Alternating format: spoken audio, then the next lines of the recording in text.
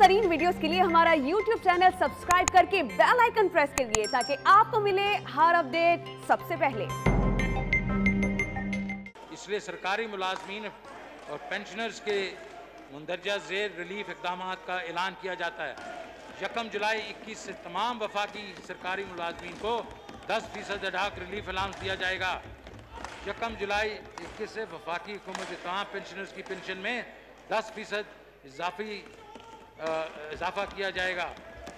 अर्दली allowance में allowance 14,000 रुपये माहाना से बढ़ाकर 17,500 किया जा रहा है।